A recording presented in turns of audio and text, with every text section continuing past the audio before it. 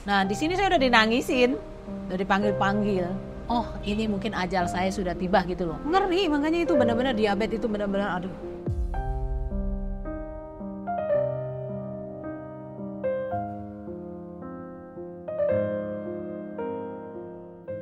Perkenalkan, nama saya tuh Bu Suryani, tapi sehari-hari dipanggil Bu Yani.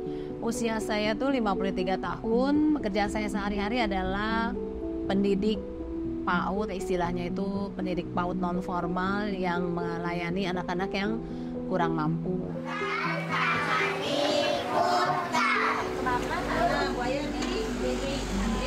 Kebetulan salah satu orang tua saya itu, papa saya itu menderita diabetes, meninggalnya pun akibat diabetes.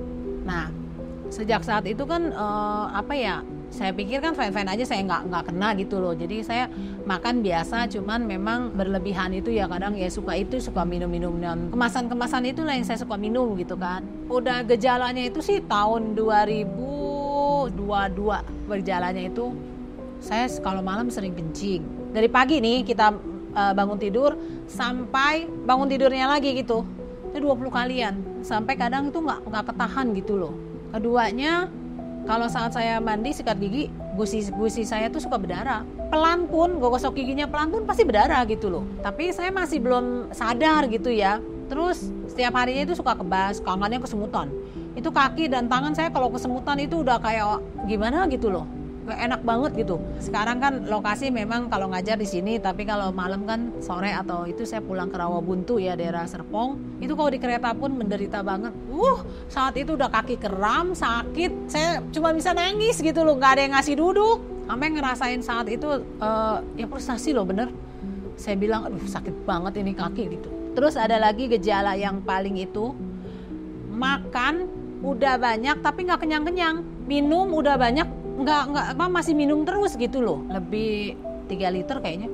Dan minumnya itu bukan minum putih, minumnya minum yang berkemasan. Berat badan saya itu dari 85 kilo menjadi 70 kilo, langsung turun drastis.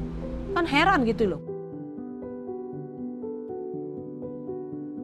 Kira-kira bulan saya kena itu bulan April. Saya tahunya loh terdiagnosanya. Saya masih ingat tanggal 17 April pada saat bulan puasa. Malamnya itu saya bukber sama teman-teman organisasi saya yang lain. Besok paginya lah di sini, di meja ini nih. Saya lagi duduk karena saya menerima telepon. Tiba-tiba itu dari belakang bahu, dari leher belakang ini, itu seperti ada sengatan aliran listrik. Dia dari sini turun dulu ke sini, dia naik lagi, naik, muter. Itu saya tuh udah begini-begini gitu loh kondisinya kan. Aduh, kenapa ini saya gitu kan? Pada saat itu saya tuh berpikir gini, oh ini mungkin ajal saya sudah tiba gitu loh. Ini tuh masih turun naik saya. Saya tuh manggil-manggil gitu nggak bisa, kayak ketekon gini, di sini kayak kecekek. Nah di sini saya udah dinangisin, udah dipanggil-panggil.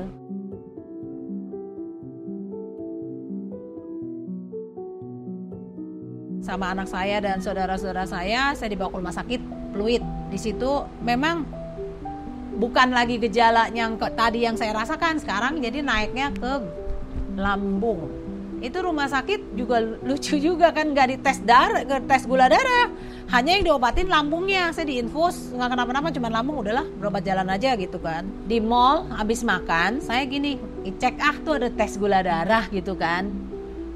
Di situ saya syok dan kaget banget, gula darah saya itu mencapai 386. Saat itu saya habis makan memang. Sejak itu saya beli glukometer. Setiap pagi saya ngecek, berkisar 200-an gitu kan.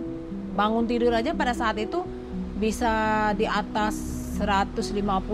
Akhirnya saya berobat lah. Pernah dikasih sama dokter tuh, kok kalau habis minum, karena saya punya lambung mungkin saya nggak cocok ya. Wow, itu saya cari searching Google gitu, ketemulah forum diabetes. Sejak itu saya menjadi low karbo. Tapi kan manusiawi ya, saya juga butuh kayak sekali-sekali kepengen makan kayak roti gitu-gitu kan. Disitulah saya kan emang punya Facebook, Instagram. Di situ saya melihat M-Ganik, apaan sih ini gitu loh. Oh, ini suplemen untuk blokir gula darah. Saya belilah satu waktu itu yang tube yang leci. Saya minum, nah saya tes, loh, saya nekat nih. Saat itu saya kayaknya saya makan mie atau apa gitu loh, pokoknya yang karbo lah. Saya nekat, saya minum.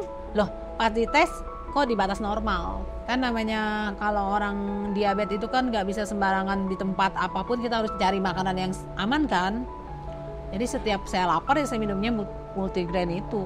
Dan sejak itulah akhirnya saya tes HbA1c di bulan Oktober. Itu HbA1c saya tuh 5,9. Terus di Januari yang di M-Ganik itu saya lupa, kertasnya juga kebuang deh kayaknya, itu 5,3. Kalau bangun tidur saya ngecek itu paling sekitar di kisaran 110 gitulah, paling tinggi 115. Terus kalau siang habis makan di bawah 140 sih. Sekarang ya puji syukur gitu kan, gejala kayak kencing, gusi berdarah, kram itu tuh nggak ada.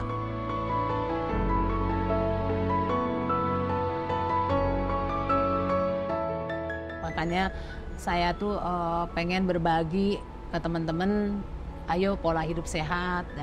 Nah, karena saya mengkonsumsi Metafiber ini, saya lihat itu bahannya aman dan juga bukan obat alami. Jadi bukan obat.